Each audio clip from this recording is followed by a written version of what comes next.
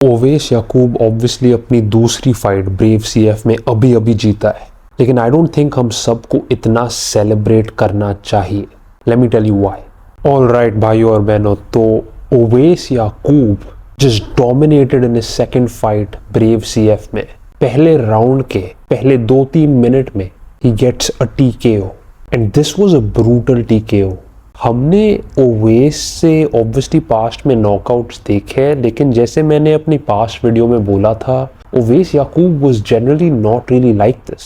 हाँ, वो अग्रेसिवली लड़ता था, yes he was always going for the kill, yes he was always going for that knockout, लेकिन you used to see more of a ground game, you used to see more of him waiting, being patient, letting the other guy get started। लेकिन ये जो नया version है ओवेस याकूब का, he has become a stone cold killer।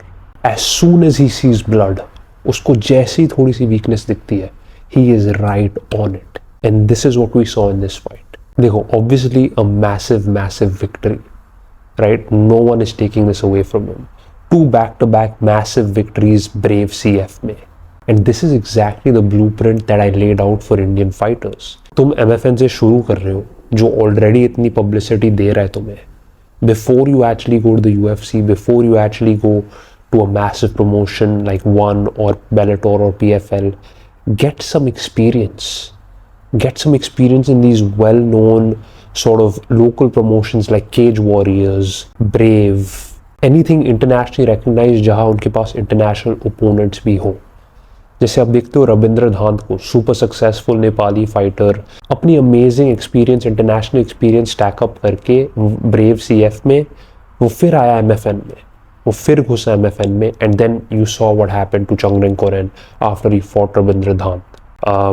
Same चीज़ मैं ओवेस याकूब के लिए कह सकता हूँ। Oves looked phenomenal, he's doing everything exactly right, and her fight के साथ he's looking even more dominant than he ever looked, because अब उसकी फाइट्स में there are no questions unanswered।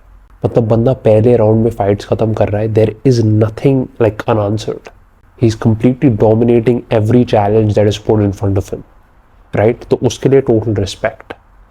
मैंने ओवेस का ये वर्जन पहले देखा नहीं, मैंने उसको थोड़ा सा डाउट किया था, लेकिन I can come out and fully say as a man that I was wrong, and I am so proud and so happy for everything that he is doing.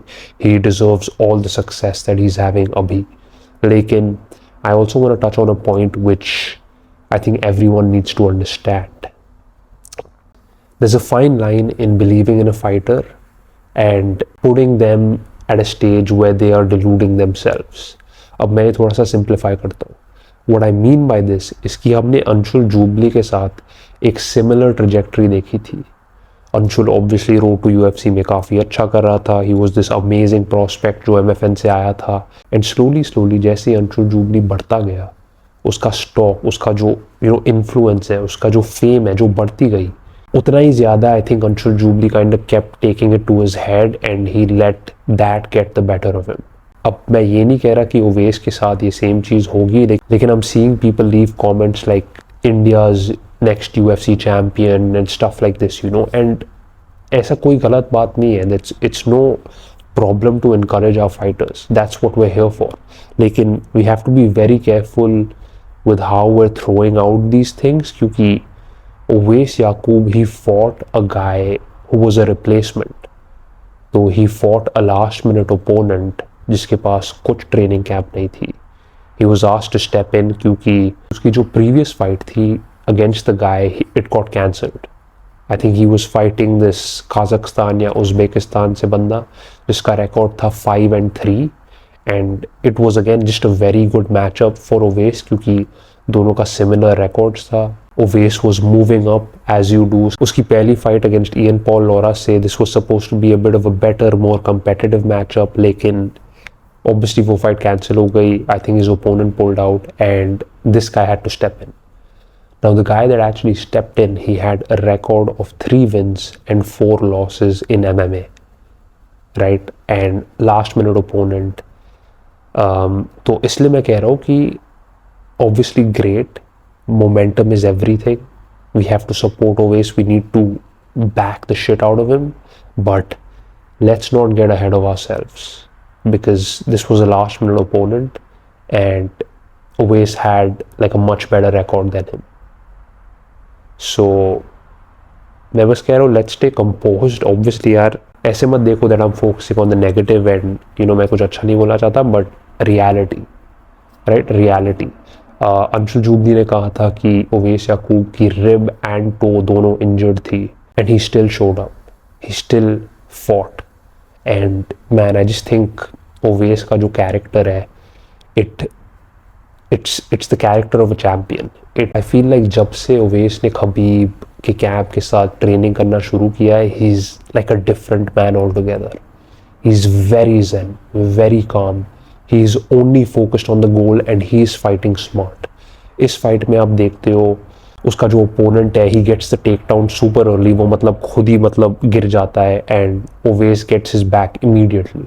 पूरी फाइट एक ऐसी सीक्वेंस में चलती है जहाँ Owais is just kneeing the back of the legs of the opponent, similar to जैसे Merab करता है, just constant knees, constantly tiring them out. And some vicious knees Owais landed to the head of his opponent. अब again मैं ओवेस को discredit नहीं कर रहा, लेकिन a bit of a smarter opponent would have put his hands down and that way Oveis would not be able to knee him, क्योंकि फिर वो एक illegal move हो जाता. अगर आपका ऐसे हाथ नीचे है एंड आप खड़े हुए हो, technically that is a grounded opponent and you can not knee a grounded opponent. तो ओवेस जो भी मतलब विशियस नीज थ्रो कर रहा था, he could have really sort of like counter acted that by just putting his hands down. तो उसका opponent obviously not a smart fighter, may be got carried away by the emotions, मेरे को नहीं पता, लेकिन great win for Owais. Aggression वो मतलब ramp करता गया and like I said, he went for the kill. ये अब पुराना ओवेस नहीं है, who hangs back, who fights kind of sloppy, who likes to brawl. ये एक ऐसा ओवेस है जो मतलब आपको थकाना चाहता है, आपको ख़त्म करना चाहता है and is always looking for the finish. Always. उसकी स्ट्रेंथ में मेरे को फ़र्क दिख रहा है, उसकी स्ट्राइकिंग में मेरे को फ़र्क दिख रहा है, उसकी रेसलिंग, उसकी strength, everything. I am very very optimistic about this guy, लेकिन I don't want to get ahead of myself क्योंकि this fight, although obviously उसका opponent pulled out and Oveis की कुछ गलती नहीं है, it was a great fight to get some momentum in, to close the year out strong, to get some more confidence. This is what we're looking for in these lower level promotions. You're looking to have a good record, you're looking to build your record, आप अपनी confidence, अपना experience, अपना momentum rack up करना चाहते हो. And अब ओवेस उसकी पूरी 2025 की फाइट्स देख सकता है.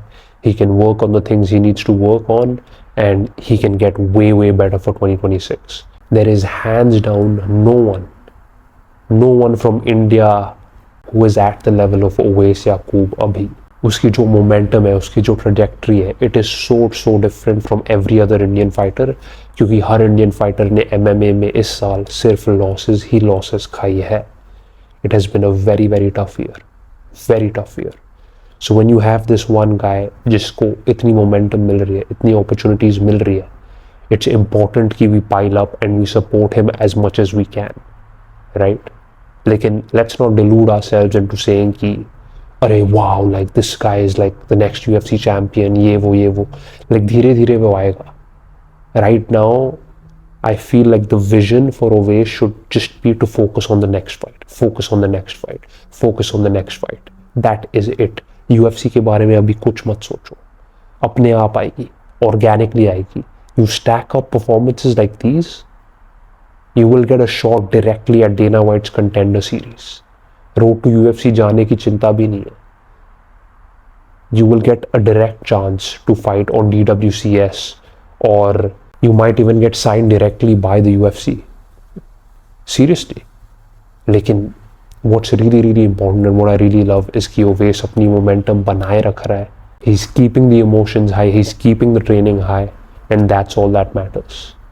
I think इस बंदे का 2026 is gonna be massive and सबको इस पर एक बहुत अच्छी नज़र रखनी चाहिए, because as of now he is the biggest prospect in Indian MMA. Not even Indian MMA, just the biggest Indian fighter right now.